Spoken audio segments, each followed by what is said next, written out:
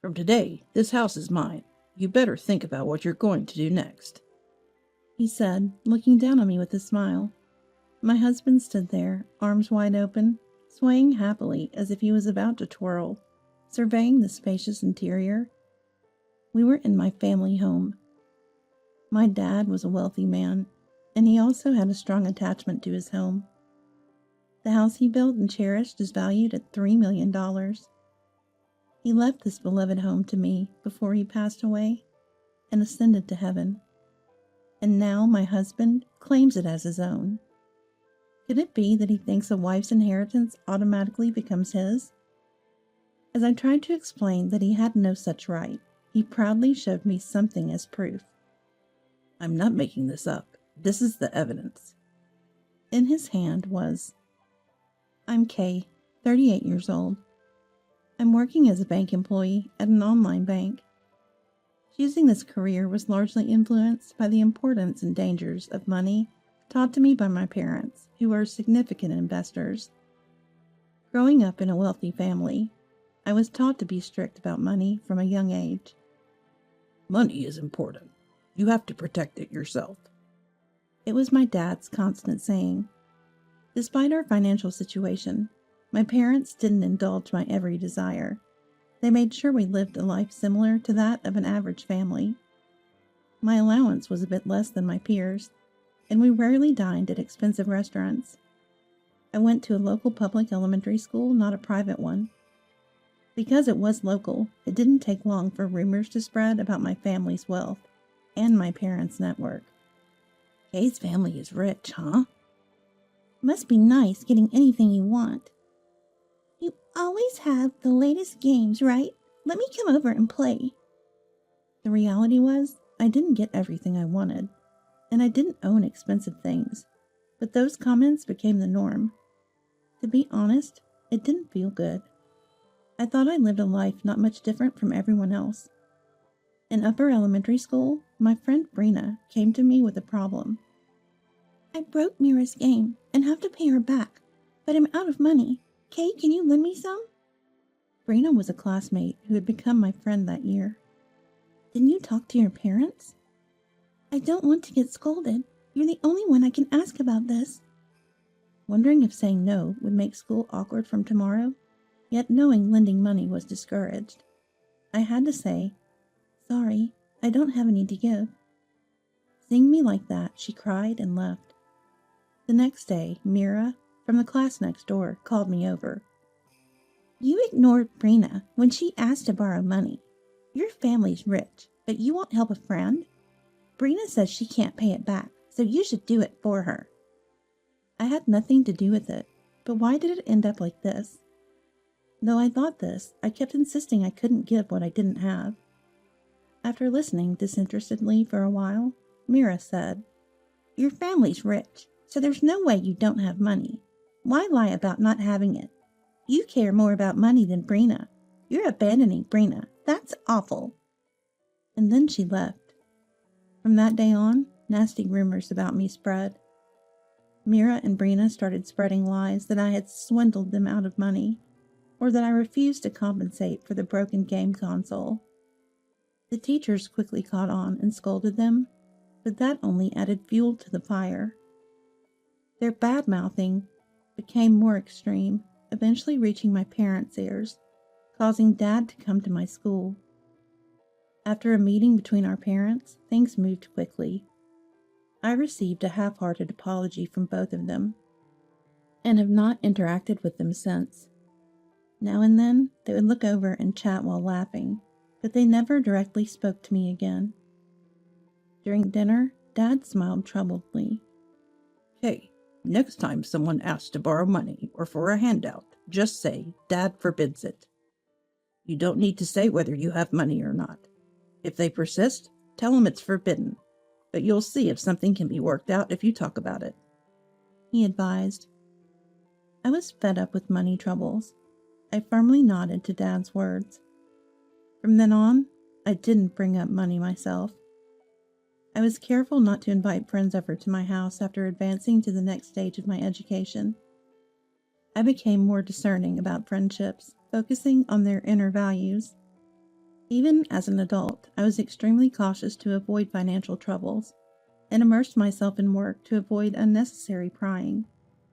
At 28, one of my few friends introduced me to Cedric, my now husband. From the first meeting, he looked at me straight and was an honest talker. He was a year younger than me, but looked about 5 years younger. I was drawn to Cedric's honesty and brightness, and we married 2 years later.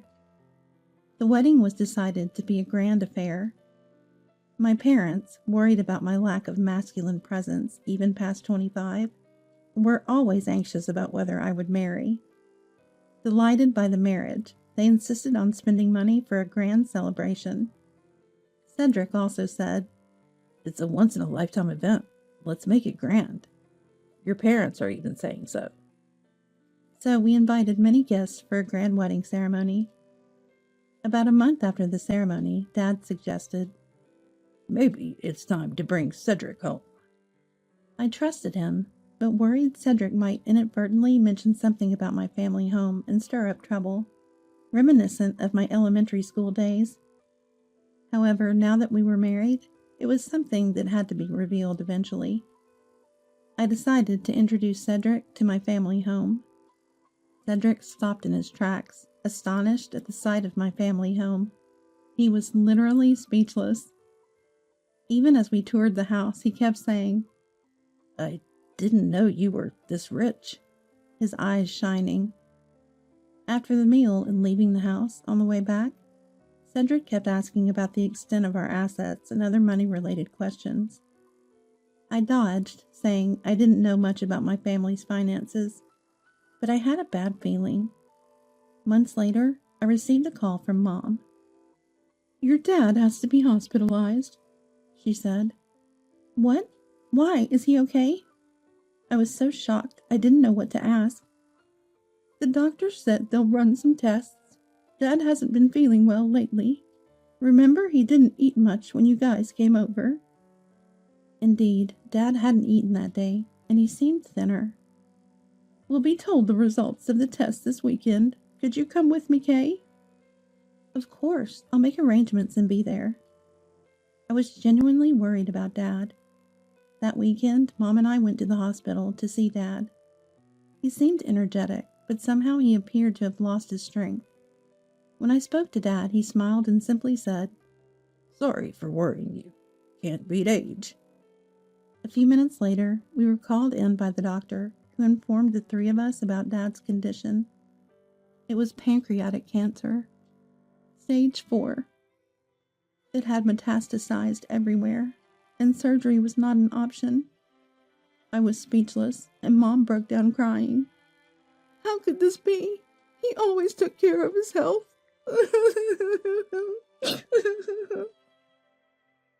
Dad listened in silence.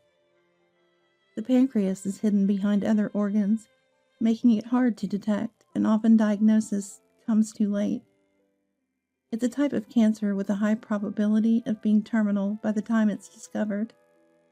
Back in the room, Dad, with a resolved look, said, "I'm sorry. Please live happily, both of you." Both Mom and I were in tears. From then on, I visited Dad as much as I could within the time allowed.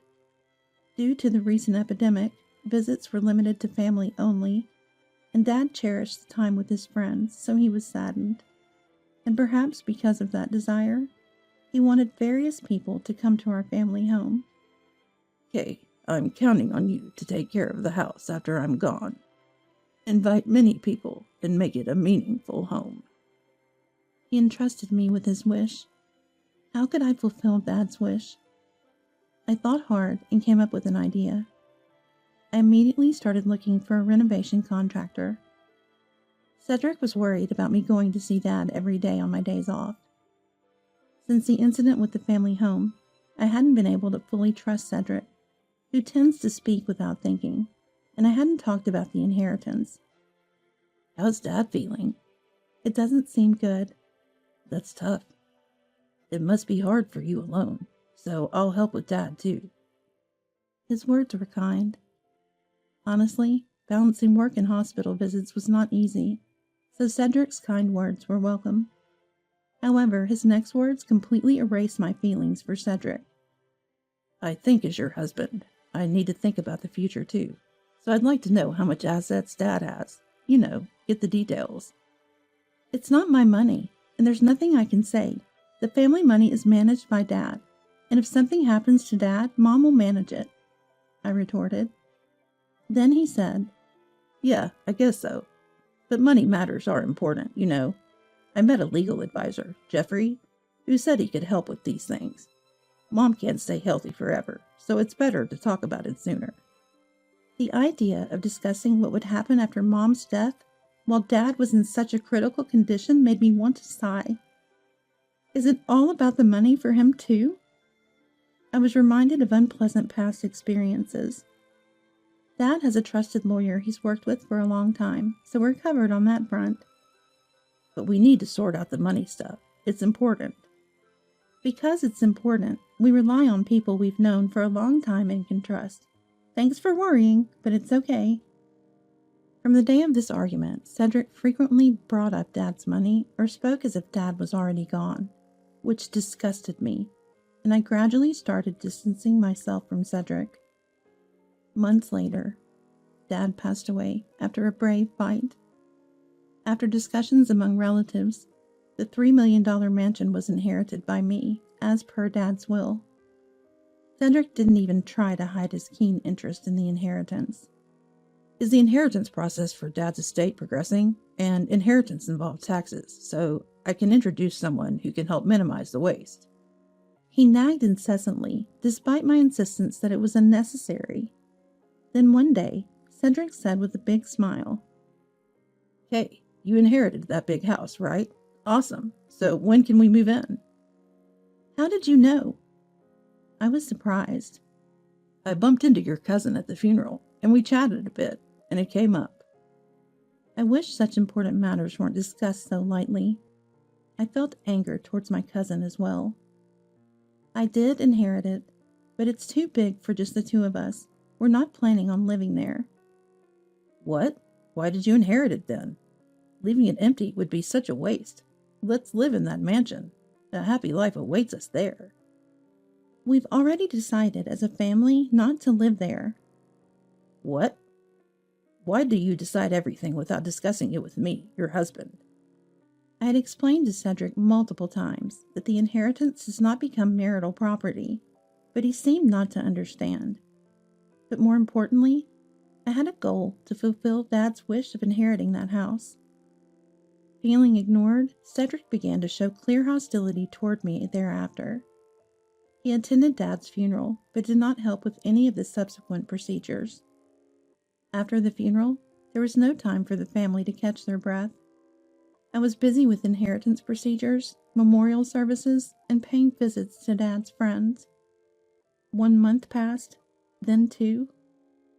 When things finally started to settle down and I came home, Cedric greeted me with a nasty smile, saying, I have something to talk about. Sit down.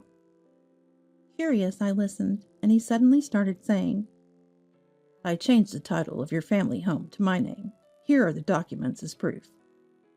He placed a document on the table. It was labeled as a title change report. I was stunned. Marrying you was a mistake. I didn't realize it when we were just dating. I didn't know you were such a gloomy person with no friends and low communication skills. Your family is rich, but your own income is low. You're really useless. I thought it was okay since you do the housework, but I can't stand being with you any longer. However, I can hire you as the maid of that mansion. It'll be a low salary, but you can live in the house Dad left behind. How about it? Will you refuse? If so, then it's divorce. I don't need you. Get out. And he put the divorce papers on the table. Angered by his sudden insults, I retorted, What are you talking about all of a sudden? Changing the title? You can't just do something like that on your own. I had the legal advisor Jeffrey arrange it. What? Well, you'll regret it, but I can no longer be with you. It's divorce. I signed the divorce papers, packed my things, and left the house. As I walked to my family home, I reminded myself how easily money can change people. The next day, Cedric called me. Give me the keys to the house. It's mine now. Don't joke. It's not your house. It's a precious family home inherited from Dad. I hung up the phone. At first, he wasn't like this. Money changes people's hearts. I was reminded again of the dangers of money. Now, what to do? As I was contemplating, a loud alarm sounded, indicating the home security system had been triggered. There was a pounding at the door. Open up, Kay. This is my house.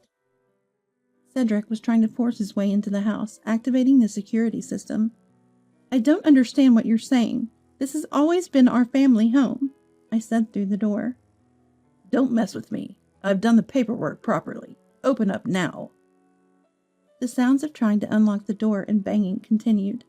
I ignored it. Soon the security arrived, and Cedric was restrained. I opened the door from the inside and told the security, "He's a stranger. Please take him away." What are you saying? I showed you the documents yesterday. With the legal advisor's help, I've become the owner of this house. Confidently boasting, Cedric said, "Just wait here." I went to get the documents. Returning to the entrance, I showed Cedric a copy of the real registry certificate. This house is undoubtedly mine, and the inheritance registration is completed. Here's the proof, see? Your so-called title change is fake. Cedric looked dumbfounded. You know, just because someone is a legal advisor doesn't mean they can change the title without the owner's consent.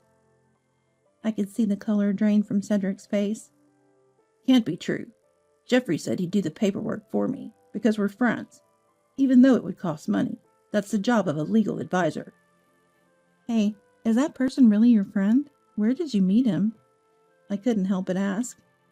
When I mentioned that your dad was wealthy, and eventually some of that money would come to me, he approached me, saying he could help with inheritance tax issues, or advice on estate distribution. He seemed very trustworthy. Even about this house, when I mentioned you inherited it, but wouldn't live in it, he said that although the paperwork would be a hassle, for $20,000, he could change the title to me, your husband, so I had him do it. Cedric's face looked like he was about to cry as he spoke. He took out his smartphone and started to make a call. Jeffrey, please pick up. He redialed again and again. Can't be. Why isn't Jeffrey answering? Didn't you think to check how inheritance registration works or what the costs are usually like before asking? You bought a useless piece of paper for $20,000. You're such a fool. That Jeffrey guy is just a scam artist, right? Talking about money to anyone who listens, and getting easily tricked by those who approach you. Cedric, I thought you weren't a bad person, but you changed completely after being dazzled by money. Goodbye. As I tried to close the door, Cedric pleaded desperately. Wait, Kay, I was wrong. I want to start over with you. Please cancel the divorce. Too convenient, don't you think? Security, please take him away. Cedric was escorted away by security. Afterwards, living at my family home, I enhanced the security. Both Mom and I changed our contact information. Cedric tried to visit a few times, but was turned away by security each time, and eventually stopped coming. 3 months later, amidst the chirping of cicadas, a gathering was held with relatives Dad was close to. A familiar figure appeared. He was emaciated, but unmistakably Cedric. Seeing Cedric in such a state didn't surprise me, because I knew what he had been through these past 3 months. A friend who introduced me to Cedric had been keeping me updated on his situation. Cedric, hoping to reconcile with me, had been lying to his boss about being on external appointments and spent hours searching for me. Eventually, his actions caught the company's attention, leading to warnings, demotions, pay cuts, and finally dismissal. Moreover, Cedric, being too naive, had fallen victim to various scams during these 3 months. He was tricked multiple times by get-rich-quick schemes and offers to reconcile with me. A truly concerned friend had warned him, but Cedric trusted scammers over his friend's advice. As a result, Cedric was drowning in debt and abandoned even by friends and family. Now Cedric stood before me, having lost everything: income, family, everything. He wore dirty clothes, not fit for mourning, clearly out of place. Before I could call security, Cedric collapsed to his knees as if falling apart, then suddenly started prostrating before me. "Kay, I'm truly sorry." He apologized loudly, rubbing his forehead on the ground. Such an act naturally attracted attention. The people around us stared at me.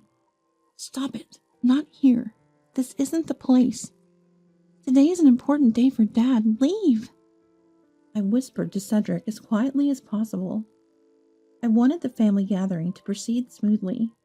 This was my sentiment toward Dad. I didn't want to disrupt the important event for Dad. However, Cedric, not considering my feelings, kept apologizing profusely. "I really regret everything. I'm begging you, help me. You're all I have left." He cried out, starting to sob loudly. His loud disturbance was undeniable, and soon, the relatives who had been watching came over. "What's happening? Are you okay? Did Kay do something? What is this man doing?" Voices of various kinds could be heard from the crowd. I didn't like it. If things continued this way, the attention at today's event would shift from Dad to me. "Enough is enough!" I raised my voice. "This gathering of relatives is being ruined. How long do you plan to bother me? I don't want anything to do with you ever again. Security, please help. He's a stalker." Security rushed over and lifted Cedric by his sides. "Kay! Kay!" Even as he was being taken away, Cedric continued to shout my name. I apologized to those around me. "I'm sorry for causing a disturbance when you came here for Dad." The rest of the Bond Festival passed without further incident. That very day, I went to the police to discuss Cedric and mentioned that I would file a report if anything happened. To completely sever ties with Cedric, I moved out of my family home. In fact, I had planned to move away, so the move just happened a bit earlier than scheduled. Since I had already somewhat decided on where to move, the relocation went smoothly. Afterwards, a friend kept me updated on Cedric's situation. Apparently, Cedric continued to visit my family home, but was seen crying after seeing the renovated state of the house. Cedric couldn't forget the life we had together and the hope of becoming wealthy, and he spent his days listlessly without any motivation. Then by chance, he saw a news program featuring Jeffrey.